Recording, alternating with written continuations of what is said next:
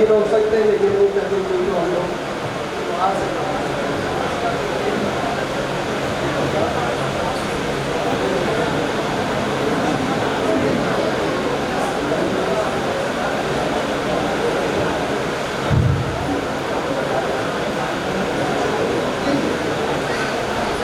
हिंदी जगत के वरिष्ठ साहित्यकार, रचनाधर्मी डॉक्टर रामबोध पांडे जी के सम्मान में आज यहाँ आयोजित किए गए इस अभिनंदन समारोह के कार्यक्रम की अध्यक्षता कर रहे प्रख्यात संविधानवेत्ता, विधिवेत्ता आदरणीय पंडित केसरीनाथ त्रिपाठी जी, उत्तर प्रदेश लोक सेवा आयोग के सदस्य वरिष्ठ विद्वत विभूत श्री त्रिपाठी जी, मुंबई से पधारे हुए हिंदी के प्रसिद्ध श्रेष्ठ कवि श्री सागर त्रिपाठी जी, मंच पर विराजमान अनेकानेक विभूतियाँ, इस सभागार में उपस्थित अनेकों समाजसेवी, विद्वज्जन, प्रबुद्धजन और प्रतापगढ़ के देवियों और सज्जनों, यह एक बड़ा अवसर है जब प्रतापगढ़ में हिंदी जगत के एक महाविभूत के सम्मान में ऐसा कार्यक्रम आयोजित हुआ है। मुझे तो इस प्रकार के कार्यक्रम में पहली बार बुलाया गया है और जनपदों में, विश्वविद्यालयों में तो मैं बहुत गया हूँ, लेकिन अपने ही जनपद में इस प्रकार के कार्यक्रम में आने का अवसर प्रथम बार मिला, क्योंकि कई वर्षों से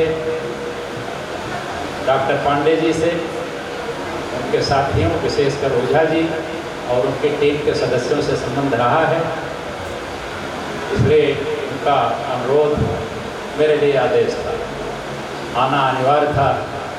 नहीं तो थोड़ा जो गर्मी है, जो स्थिति है आने की, थोड़ा बहुत सामान्य नहीं, लेकिन आकर के उस गर्मी का कष्ट कम महसूस हो रहा है और जो यहाँ सुखद अनुभूति हुई, विशेषकर पंडित जी की उपस्थिति से, जो हमारे संविधान जगत, विधि जगत की महाविभूति है, जिनकी उपलब्धियाँ वर्षों से पूरा देश जानता है, बौद्धिक जगत जानता है, संविधान और विधि को जानने वाले जानते हैं, उनकी उपस्थिति यहाँ विशेष गरिमामयी है, उल्लेखनीय है।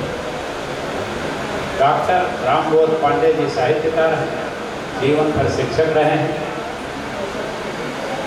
ये जो अभिनंदन ग्रंथ आज यहाँ से उनके सम्मान में प्रकाशित हुआ है, उनकी अपेक्षा के अनुसार कुछ पृष्ठ मैंने भी उसमें जोड़े हैं। बहुत सारे विद्वानों ने उनके सम्मान में अपने अपने विचार इस अभिनंदन ग्रंथ में जोड़े। यह अभिनंदन ग्रंथ वास्तव में एक ऐसी कृति हो गई है जो उनके अभिनंदन से ज़्यादा एक ज्ञान की पूंजी, ज्ञान का भंडार। आप पढ़ेंगे, जिनके हाथ आई होगी या आएगी ये पुस्तक अभिनंदन ग्रंथ, आप पाएंगे कि विविध विषयों पर अत्यंत उच्च कोटि के विद्वानों ने बहुत उच्च स्तरीय विचार प्रकट किए। वास्तव में पढ़नी है, सुलभ होती है तो जरूर पढ़िए।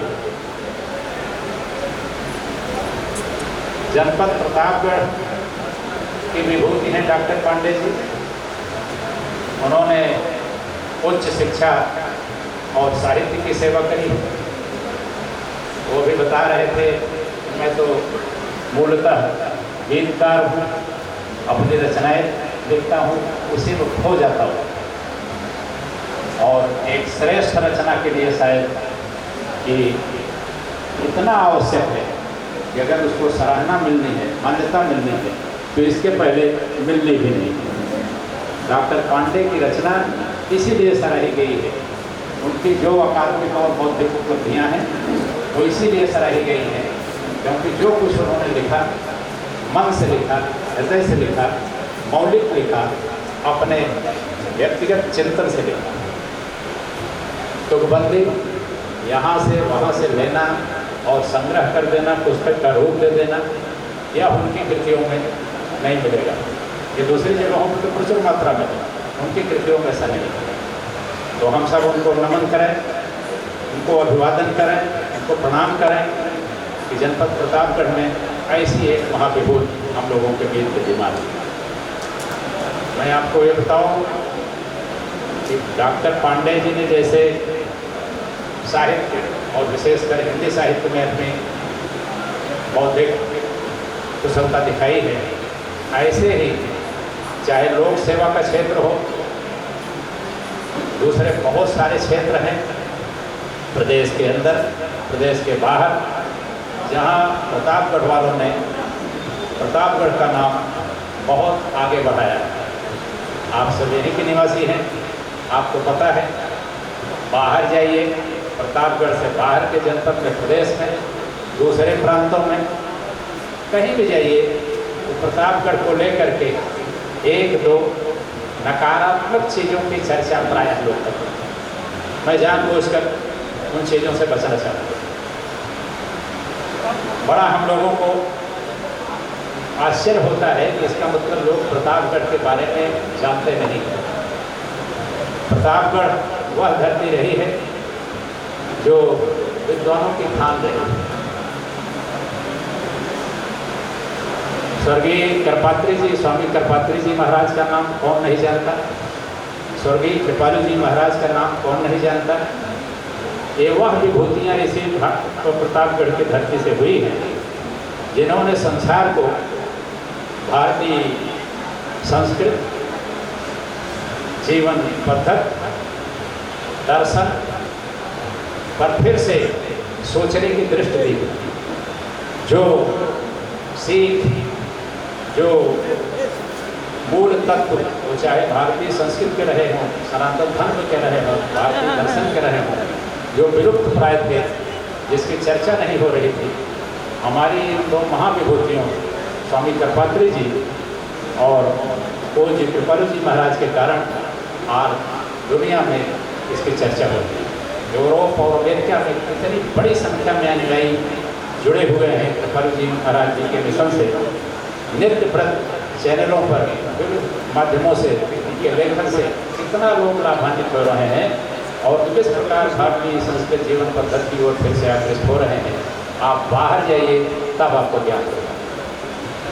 जनपद में मैं तो यह कहूँगा, इस बात की शिकायत करूँ अपने लोगों के बीच कि इसी जनपद में महाराज कृपालु जी का, पूज्य कृपात्री जी का उस प्रकार मूल्यांकन नहीं हुआ जिस प्रकार होना चाहिए था। आने वाले समय में हम एक सीख ग्रहण करें कि हमको अपनी विभूतियों का सम्मान करना आना चाहिए। उनकी उपलब्धियों, जो बौद्धिक और अकादमिक उपलब्धियां हैं, उसको आगे विस्तार देने का काम करना चाहिए। आज का यह मंच यही कर रहा है, यह आयोजन यही कर रहा है जो इसी जनपद की महाविभूत हिंदी जगत के दीप्यमान नक्षत्र डॉक्टर पांडे जी का अभिनंदन कर रहा है। अरे उनका क्या अभिनंदन ना भी कोई करेगा तो उनकी उपलब्धियां तो लिखित रूप में, पुस्तक के रूप में जगह जगह उपलब्ध। ये जनपद का गौरव है। जनपद अपने को गौरवान्वित कर रहा है, अपना अभिनंदन कर रहा है, स्वयं अपना सम्मान कर रहा है। वह ऐसे विभूत को आज यहाँ सम्मानित कर रहा है। तो बहुत सारे वक्ता अभी भी प्रतीक्षा में हैं, बड़े श्रेष्ठ वक्ता हैं। आप उनको सुनेंगे तो अच्छा लगेगा। वैसे भी जब कई लोग बोल चुके हों तो मुख्य अतिथि की स्थिति कोई बड़ी सहज नहीं होती। वो विषय कहाँ से लाए, सब तो बोले जा चुके होते हैं। तो और नए विषय प्रवर्तित होंगे आपके सम्मुख। मैं भी लेखक वर्ग में हूँ, कई सारी पुस्तकें हैं। आप दुर्भाग्य कह सकते हैं कि मैं अंग्रेजी का लेखक हूँ, क्योंकि मेरा काम सब अंग्रेजी में रहा है जीवन में। आज भी एक पुस्तक जो आई है आपके सामने, हिंदुत्व एंड चैलेंजेस, वो अंग्रेजी में। वो प्रकाशित होने से पहले ही बड़ी संख्या में लोगों की मुझसे अपेक्षा रही है कि इसका हिंदी रूपांतर आवे। सुरेंद्र पांडे जी पट्टी के हैं, मुंबई से आए हैं इस कार्यक्रम में, वहाँ से मुस्करा रहे हैं, उनकी अपेक्षा है। मैंने कुछ विद्वानों से अनुरोध किया है कि इसका हिंदी रूपांतर वो प्रस्तुत कर दें, तो मेरे पर और जो इसको पढ़ना चाहते हैं उन पर बड़ी कृपा होगी। पुस्तक आज यहाँ विमोचित हुई है। पूज्य पंडित जी, हाँ, वो डॉक्टर त्रिपाठी हमें आश्वस्त कर रहे हैं। मैं विधि का आदमी हूँ, मैं उनसे इसी सभा के सामने वचनबद्धता लेता हूँ और यह दायित्व आदरणीय त्रिपाठी जी का होगा कि वह इसका हिंदी स्वरूप सबके सामने प्रस्तुत करें। कानून की दुनिया में एक साक्ष्य अधिनियम होता है, उसमें एक नियम होता है प्रिंसिपल ऑफ स्टॉपल, वर्जना का सिद्धांत। आज उन्होंने इतने जनमानस के सामने अपनी वचनबद्धता ज्ञापित करी है, अब इससे उनको मुकर जाने के विधि में कोई छूट नहीं। तो मैं त्रिपाठी जी से अनुरोध करूं कि किसी विधवेदता से कोई आश्वासन देते समय थोड़ा सतर्क होना चाहिए। उन्होंने अपेक्षित सतर्कता जरूर इस्तेमाल करी होगी। मैं उनको बधाई देता हूं कि उन्होंने इस गहन दायित्व को आज अंगीकृत किया है और उनका आभार प्रकट करूं कि उन्होंने जितनी सहजता से इस दुष्कर कार्य को करने का वचन दिया है, मैं उनका अभिनंदन करता हूं, उनके सम्मान में सर झुकाता हूं। पुस्तक में बहुत कुछ है, कुछ आनंद मोहन ओझा जी ने यहाँ से बोला है। पुस्तक प्रकाशित हुई है, उसके प्रकाशक के जो प्रतिनिधि हैं उनके मैं आ रहा था, तो कहा शायद बहुत सारे लोग मुझसे पुस्तक की मांग करेंगे, मैं कहाँ से दे पाऊँगा। उनका मेरा गृह जनपद है, इतना तुम कम से कम में दे पाओ, प्रोडक्शन कास्ट पर दे पाओ तो तुम्हारी बड़ी कृपा होगी। तो पुस्तकें उसने यहाँ अरेंज करी, गेट पर है, हिंदुत्व एंड चैलेंजेस। आज के समय में ये विषय कितना चर्चा में है, कितनी भ्रांतियाँ हैं इस विषय को लेकर के। क्या क्या दिन भर आप अगर टेलीविज़न चैनल खोलिए तो यूक्रेन का युद्ध और हिंदू धर्म और हिंदुत्व और कई हमारे तीर्थ स्थलों पर जो समस्याएं हैं, जो विवाद हैं, उसको लेकर के यही चर्चाएं सुलभ। ये मुझको ये कोरोना काल की देन है कि घर में जब कैद थे तो हम कहा समय कैसे बीते बिना कुछ किए, तो चित्त में आया कि लाओ हिंदुत्व को लेकर संपूर्ण जो भारतीय परंपरा है उसको लेकर के कितना वितंडावाद है। विद्युत वर्ग में भी, बौद्धिक अकादमिक जगत में भी बहुत इस पर विभेद है, मतभेद है। तो शास्त्रों, इतिहासविदों, विद्वानों, यहाँ तक कि सुप्रीम कोर्ट के तमाम निर्णयों में भी जो मत आए हैं, सबको लेते हुए और कुछ अपना पक्ष उसमें रखते हुए एक कृति मैंने तथ्यपरक आपके समक्ष रखने का प्रयत्न किया है। पुस्तक जो लोग पढ़ेंगे शायद मूल्यांकन करना उनका काम है, ये मेरा काम नहीं है। तो उस पर क्या हम कर पाए हैं, क्या नहीं कर पाए हैं, फिलहाल आ गई। तो अभी इसी 10 दिन में वो क्या कहते हैं उसको 5 स्टार रेटिंग भी मिल गई। इतनी ज़्यादा बुकिंग है कि हमारा पब्लिशर परेशान है, अरे इतनी जल्दी जल्दी तो सप्लाई देना मुश्किल है। हम का है तुम्हारा काम, मैं तो लेखक था, मैं तो लेकर किनारे हटा, जानो तुम्हारा काम जाना। फिलहाल एक काम हो पाया है। पंडित केसरीनाथ त्रिपाठी जी भी पुस्तक पलट करके उसके एकाद अंश को उससे उद्धृत किए, पदे जी जरूर मैं पढ़ूँगा। एक मेरी पुस्तक कभी the governors guide powers and functions of governors under the constitution of India 4 साल पहले मैंने लिखा। माननीय राष्ट्रपति जी ने उसको राष्ट्रपति भवन में राज्यपालों के सम्मेलन में सभी को उपलब्ध कराई। माननीय पंडित जी को भी राज्यपाल के रूप में मेरी पुस्तक मिली, उसकी वो प्रायः सराहना करते हैं। मैं पंडित जी को नमन करूं कि आज राजभवनों में वो गाइड है, देश भर के राजभवनों में वो माननीय राज्यपालों के लिए एक गाइड का काम कर रही है। मैं आप ही के देश का हूँ। आपके यहाँ से गए हुए बौद्धिक और अकादमिक जगत के लोग आपके इंटेलेक्चुअल पायनियर्स हैं, इंटेलेक्चुअल एम्बेसडर्स, बौद्धिक राजदूत हैं। जिलों में, प्रदेशों में, दूसरे जगहों पर प्रतापगढ़ वासी इस जनपद की गरिमा को आगे ले जाने का काम कर रहे हैं। उन बौद्धिक वर्ग को, अकादमिक वर्ग को आप अपने से जोड़ कर रखिए, आपका भी लाभ होगा, यहाँ आने वाली पीढ़ी का लाभ होगा, निश्चित रूप से जनपद का नाम गौरव हासिल करेगा। यह एक विडम्बना है कि बुद्धिजीवी अकादमिक वर्ग जो लोक सेवाओं में यहाँ से गया, दूसरे क्षेत्रों में गया, वो फिर लौट के यहाँ नहीं आता। क्यों नहीं आता, इस पर आप विमर्श करें तो ज़्यादा अच्छा है।